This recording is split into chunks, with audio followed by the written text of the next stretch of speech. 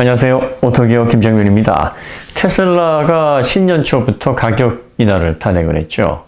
중국에서는 이미 두 번의 가격 인하를 통해서 13.5%나 가격을 인하를 했습니다. 전 세계에서 가장 큰 폭의 가격 인하를 단행을 했고요. 우리나라에서도 600만 원에서 1000만 원, 모델 3, 모델 Y 각각 크게 가격을 인하를 했습니다. 많은 분들이 이제 테슬라가 기대했었던 치킨 게임을 시작하는 것이 아니냐. 치킨 게임 아시다시피 두 대의 차가 서로 정면 충돌을 향해 돌진하다가 겁먹은 사람이 피하는 이런 것들 이제 치킨 게임이라고 하죠. 반도체 시장에서 치킨 게임 여러분들이 기사를 많이 보셨을 겁니다. 속된 말로 쫄리면 돼지든가 이게 이제 치킨 게임의 기본 원리입니다. 양쪽 다 데미지를 입게 됩니다. 치킨 게임에 돌입하게 되면 소비자들은 그 짧은 기간 동안 가격의 경쟁적인 인하를 통해서 혜택을 보는 것 같지만 결과적으로 그 치킨 게임에 돌입하는 기업들은 큰 손실을 입게 될 수밖에 없고 부채는 크게 늘어날 수밖에 없는. 하지만 승자가 되게 되면 그 다음에 시장 지배력이 생기기 때문에 그때부터는 이제 브랜드의 밸류도 오르고 또 가격을 조정해서 영업이익을 크게 올릴 수 있는 그런 절대적인 입지를 구축하기 때문에 이 치킨 게임을 이제 본격적으로 돌입할 때 어떤 기업이 과연 승기를 잡아서 시장을 장악하느냐 관심에 집중이 될 수밖에 없는 포인트죠. 테슬라가 사실은 그 전기차 시장에서 다른 기존의 내연차 기업을 대상으로 치킨 게임을 할 만한 상황은 아닙니다. 아직은 그럴 필요가 없어요. 왜냐하면 현재 출고 대수 면에서 시장 점유율 면에서 상당한 격차를 벌이고 있습니다. 2위 그룹인 폭스바겐만 하더라도 30만 대가 약간 넘는 순수 전기차 기준으로요. 그 다음에 현대기아차와도 거의 4배 이상의 격차를 벌이고 있는데 이런 상황에서 치킨 게임을 할 이유가 없죠. 하지만 이제 테슬라가 치킨 게임을 시작한 이유는 중국 때문입니다. 치킨 게임을 가장 먼저 시작한 기업은 테슬라가 아니에요. 중국의 비아디입니다. 비아디가 작년 대비 올해 300%의 압도적인 성장세, 정말 놀라운 성장세를 기록을 했고요. 작년 11월 기준으로 23만 대 EV 출고를 달성을 했습니다. 한 달 동안. 테슬라가 동기간에 10만 대가 약간 넘었거든요. 이것도 사실 테슬라가 작년에 최대 실적이었는데 중국 내에서 거의 2배가 훌쩍 넘는.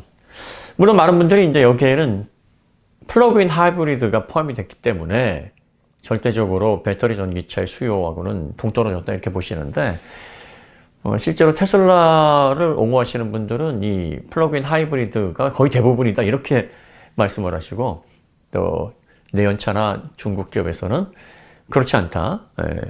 이걸 다 포함을 한 수치라고 해도 여기에서 배터리 전기차가 차지하는 비중이 크기 때문에 압도적이다 이렇게 서로 상반된 견해를 보이는데 실제로 수량을 구분해 보면 플러그인 하이브리드와 배터리 전기차가 한 반반 정도 수준 됩니다. 그러면 대략적으로 작년 11월에 비아디가 한 11만 대 이상 배터리 전기차를 내놓았다는 얘기입니다. 중국 전체 기업에서 그렇게 내놓은 게 아니라 단일 브랜드, 중국에서 가장 잘하는 브랜드 하나가 테슬라의 출고 대수를 넘어서 버린 거예요. 그것도 작년에 대비 엄청나게 빠른 속도로 테슬라의 시장을 무력화시켜가고 있는 겁니다. 중국 시장 전체로 보면 73만 2천 대 작년 11월 기준으로 판매가 됐다고 하는데 역시 플러그인 하이브리드가 여기에 들어가 있지만 반반 정도 이렇게 비율로 봐서 배터리 전기차만 구분을 해내면 한 36만 대 정도 볼 수가 있는 겁니다. 또 많은 분들이 이제 우리 홍각 미니 같은 저가형 전기차들이 여기에 차지하는 비중이 너무나 높다. 다 이런 차들이다 이렇게 보시는데 우리 홍각 미니와 같은 아주 저렴한 전기차의 비중은 한 30% 수준이라고 보시면 돼요. 나머지 70%는 미화로 한 3만 불 이상 그리고 또 한 7, 8만 불 정도 수준의 그 사이에 대부분 포진이 되어 있습니다. 자, 그러면 비아디가 1년에 300% 넘는 성장을 거둬왔고 또 이걸 통해서 가격을 최대한 낮춰서 수요 확대에 나섰기 때문에 비아디가 그럼 치킨 게임을 먼저 걸고 테슬라가 그걸 받은 그런 그림이냐? 예, 실질적으로 그렇게 보셔야 됩니다. 그리고 사실 비아디가 이런 치킨 게임을 단행을 하면서 부채 비율이 정말 빠르게 늘고 있습니다. 비아디는 현재 총 자산이 19조 정도인데 현재 부채가 60조 정도 되고요. 지난 상반기에서 하반기 동안 6개월 동안 유동 부채가 약 15조 정도가 증가를 했습니다. 상당히 우려할 만한, 그리고 기업 입장에서 보면은 상당히 시그널이 좋지 않습니다. 그러니까 부실 기업으로 가고 있는 이런 징조를 보이고 있는 건데, 그런데 이제 비아디는 여러분들이 아시다시피 배터리 생산을 하고 있고요. 플러그인 내연차는 이제 수요를 빠르게 감소를 해서 현재 뭐 거의 영향력이 없는 상태이긴 한데, 그리고 또 배터리 전기차까지 생산을 하고 있습니다. 그러니까 전반적으로 전기차와 관련된 모든 생태계를 다 가지고 가는데, 그런데 이제 영업이익률을 보면은 한 6%가 약간 넘습니다. 6.2% 정도가 된다고 합니다.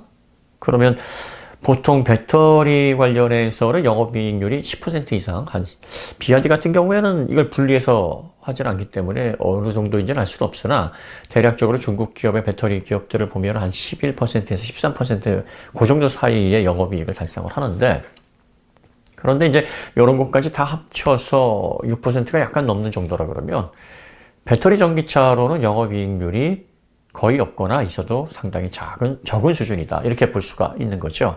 그러면 배터리 전기차를 작년 11월에 테슬라보다도 더 많은 11만 대를 쏟아냈고, 플러그인 하이브리드까지 뭐 23만 대를 쏟아냈다고 해도 실질적으로 영업이익률이 거의 바닥에 해당하기 때문에 가격을 더 내릴 여지가 없다. 이미 치킨 게임에서 본격적인 드라이브를 비아디는 걸고 있는 상황이고, 그러다 보니까 두 번의 가격 인상을 했습니다. 작년 말에 한 번 했고 올해 초에 한 번 했는데, 대략 한 인상폭은 높지 않아요. 130만 원 정도 하나로 그 정도로 해서 두 번 인상을 했다라는 거는 이제 부채 비율이 빠르게 증가를 하고 있으니까 이걸 어떻게든 감소하기 위해서 두 번의 가격 인상을 단행을 한 거죠. 반면에 테슬라는 이제 그동안 원자재 상승을 하게 되면 충분히 영업이익률이 그 캐파가 있기 때문에 가격을 인상하지 않아도 손해보지 않는 구조임에도 불구하고 계속 그 영업이익률을 유지하기 위해서 시가라는 말이 나올 정도로 빠르게 가격을 인상을 했단 말이에요. 현재 테슬라의 영업이익률이 대략 한 17%가 약간 넘습니다. 내연 자동차는 물론이고 내연 자동차에서 나오는 전기차 말할 것도 없이 압도적인 영업이익률이죠. 그러니까 중국에서 두 번의 가격 인하를 단행을 했다 하더라도 아직까지 테슬라는 한 적어도 두 번 정도의 큰 폭의 가격 인하를 단행해도 영업이익률이 마이너스 밑으로 떨어지지 않을 만큼 범퍼가 충분히 갖춰져 있는 겁니다. 그러니까 테슬라가 이 비아디와의 치킨 게임에서 어느 정도 점유율을 다시 끌어올려서 중국 시장에서 상징적인 위치로 브랜드 밸류를 시켜내느냐, 사실은 이게 우리가 관심을 가져야 될 부분입니다. 현재 테슬라는 자산 총 규모가 50조 정도이고 부채 비율이 100%가 안 됩니다. 총 부채가 한 44조 정도 되기 때문이죠. 거기다가 영업이익률로는 17%를 넘어서는 전무후무한 펀더멘털 측면에 있어서도 상당히 건전한 그런 구조를 지금 달성해 놓고 있습니다. 그래서 실질적으로 중국 내에서 치킨 게임이 본격적으로 시작이 되게 되면 테슬라가 상당히 유리하긴 합니다. 하지만 여기에서 이제 우리가 좀 관심을 가져야 될 부분이 뭐냐면, 비아디의 성장세가 기업의 부실화나 또 비아디의 어떤 치킨 게임에 의해서 생기는 손실을 감당하지 못해서 파산에까지 갈 수 있을 것이라는 그런 어떤 부정적인 전망을 하기에는 성장세가 너무나 가파르고 너무나 놀랍습니다. 그리고 중국은 다른 지역과 달리 중국 정부에서 강력한 드라이브를 통해서 전기차 사업을 육성을 하고 있습니다. 물론 올해로 중국은 이제 보조금 정책이 끝나긴 합니다만, 그렇지만 이제 중국 기업에서 중국차의 전기차 드라이브, 전기차 굴기, 이걸 통해서 중국 내수에만 국한되는 게 아니라 이제 전 세계 시장의 수요 확대를 위해서 어떤 지원 정책을 가져올 것이고, 그리고 또 부채 비율이 높기는 하나 이것은 성장, 아주 급속한 성장을 동반한 그런 유동 부채이기 때문에 단순히 이걸 위험 시그널로 보기에는 좀 변수가 많습니다. 이런 상황에서 아마 과거와 같은 투자를 해서 뭔가 폭발적인 이익을 기대하면서 테슬라를 바라보는 시각은 적어도 이 테슬라가 치킨 게임을 통해서 시장을 어느 정도 회복하고 또 압도적인 지위를 유지해서 시장을 장악할 것인가, 그 결과에 따라서 아마 달라지게 될 것이고, 그 기간 동안은 좀 관심을 가지고 한 발 떨어져 가지고 지켜보시는 뭐 그런 태도가 가장 현명하지 않을까, 지금 입장에서는 그렇게 생각이 듭니다. 자, 그 다음에 시장은 가소성이 없죠. 한번 가격이 떨어지면 이걸 다시 올린다라는 게 사실은 상당히 어렵습니다. 이게 가격이 올라가면은 소비자들이 뭐 반발은 하겠습니다만, 일단 먼저 구입한 소비자들은 자기가 저렴한 가격에 확보했던 자동차의 가격이 올라가니까 재산이 좀 늘어나는, 자신의 소유에 대한 어떤 재화가 좀 확대되는 효과를 얻을 수 있으니까 아주 큰 반발, 이런 것들은 생기지 않는데, 반대로 이게 떨어져 버리면 비싸게 구입을 했지만 하루아침에 가격이 뭐 10%, 10몇 퍼센트 이렇게 하락을 해서 재산상 손실을 입었다라고 생각하면 거기에 따른 강력한 반발이 일어나게 되는데, 현재 이제 중국에서 그런 반발이 일어나게 되고, 이런 것들은 브랜드의 로열티에 영향을 미치게 됩니다. 이 소비자 측면에서, 브랜드 측면에서, 또 가치 측면에서 하락을 감수할 수밖에 없어요. 그러니까 이런 부분에 있어서 좀 냉정한 시각을 좀 가져야 될 필요가 있다라고 저희는 보고 있습니다. 어쨌든 테슬라는 앞서서 말씀드렸지만 부채 비율이 100%를 넘지 않고요. 영업이익률은 뭐 자동차 기업으로서는 정말 놀라울 정도의 영업이익률을 보유하고 있기 때문에 지속적으로, 장기적으로 볼 때는 성장을 할 겁니다. 성장을 하지 못하는 구조는 아니에요. 그리고 앞으로 전기차의 수요는 계속 확대가 될 겁니다. 다만 이제 시장이 성숙되고 그 다음에 무리한 어떤 이런 치킨 게임이 종료가 됐을 때 전기차 시장이 어떤 식으로 재편되고 또 흘러가게 될 것인가, 이 분위기를 또 우리가 지켜봐야 되겠죠. 토요타 같은 경우에는 이제 이러한 첨예한 치킨 게임을 다 종료된 시점에서 우리는 뭐 천천히 하이브리드로 좀 단물 남은 거 다 뽑아 먹고 그리고 나서 진입을 하겠다. 어떻게 보면 가장 현명하고 영악해 보이지만, 이렇게 본격적인 추열 경쟁이 끝난 이후에 승자들이 이제 그 혜택을 누리게 되잖아요. 그러면 뒤늦게 눈치 보고 들어온 토요타가 그 시장에서 얼마나 자기 몫을 챙길 수 있을지, 비집고 들어갈 틈이 있을지, 이거는 지켜봐야 됩니다. 저희는 이 부분이 상당히 좀 부정적이다, 이렇게 보고 있습니다. 결과적으로 첨예한 경쟁, 출혈 경쟁을 통해서 시장을 지키기 위해서 첨예한 경쟁을 펼쳐왔던, 그래서 승자가 됐던 그런 기업들에게 거의 모든 혜택이 돌아가지 않을까, 뭐 저희는 그렇게 보고 있기는 합니다. 현재 그 테슬라가 가격을 많이 내리게 됐습니다만, 사전에 인상폭이 너무나 컸기 때문에 조금 더 가격이 내려가야 이제 모델 3, 모델 Y 처음 출고했을 때 가격 경쟁력을 확보를 하게 됩니다. 아마 테슬라도 이제 그 점을 알고 있기 때문에 한 번 내지 두 번 정도의 추가 가격 인하가 더 단행이 되지 않을까 싶습니다. 올해 내에 뭐 상반기, 하반기 이렇게 두 번 정도는 가격 인하가 진행이 되지 않을까 싶은데요. 이렇게 가격 인하를 진행을 해서 중국에서의 시장 상황을 반전시키고, 중국에서 테슬라가 아이폰만큼은 아니더라도 아주 견고한 그런 마켓쉐어를 점유를 하면서 존재감을 계속 유지만 할 수 있다 그러면 내년이나 내후년에 테슬라의 분위기는 반전이 되겠죠. 하지만 그렇게 했음에도 불구하고 중국의 양적 성장에 밀린다면, 그러면 이제 테슬라의 미래는 조금 낙관하기 어려운 상황으로 아마 전개가 될지도 모릅니다.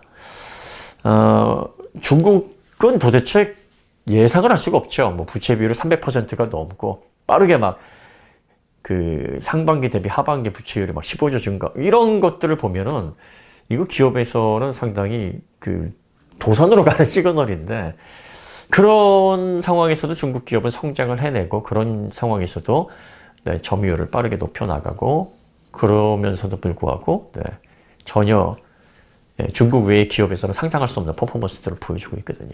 더군다나 천연자원, 전기차를 만들기 위한 천연자원들이 너무나 중국에서 또 집중되어 있고, 원자재뿐만 아니라 원자재를 가공하고 또 그걸 공급하는 거의 모든 인프라가 갖춰져 있다 보니까, 단순히 우리가 기존에 이렇게 기업의 어떤 펀더멘털을 통해서 판단을 했던 그런 판단과는 결과가 달라질 수 있다. 이 변수를 꼭 생각을 하셔야 됩니다. 예측할 수 없는 그런 드라이브를 통해서 전 세계 시장을 흔들어 놓는 중국 정부가 어떤 또 방향으로 중국 기업들을 끌고 나갈지 저희가 쉽게 예측할 수가 없는 부분이라서 현재 뭐 치킨 게임에서 누가 유리한 입장에 있다라고 보기에는 좀 어려운 상황이죠. 그러니까 이제 치킨 게임이 본격적으로 시작될 때는요, 여러분들이 그걸로 인해서 가격이 내려가는 소비지에 좀 집중을 하시고 그 혜택을 누리시면 좋고요. 그때는 이제 기업의 변동성 이런 것들이 크게 부각되는 시기이기 때문에 뭐 자산을 뭐 주식이라든지 그 투자로 늘려서 거기에 대한 혜택을 보겠다라는 생각은 조금 소극적으로 갖는 게 아마 가장 정석적인 그런 자산 운용 방식이 아닌가 뭐 그런 생각이 좀 듭니다. 저희가 자동차와 관련해서 자동차의 기술에 집중하다 보니까 자동차를 기반으로 한 기업들의 성장 그리고 시장의 경쟁, 흐름 이런 데도 사실 조금씩 관심을 갖고 있어요. 그래서 이런 얘기들을 통해서 조금 더 생각을 다양한 측면에서 한번 접근을 해보면 판단하는 데 도움이 되지 않을까 해서 다루는 내용이기 때문에 가볍게 그래도 참고 정도로만 들어주시고요. 뭐 주식까지 이렇게 생각 안 하시면 좋겠습니다. 오늘 이야기는 여기서 마치도록 하고요. 다음에 더 좋은 콘텐츠로 찾아뵙겠습니다. 감사합니다.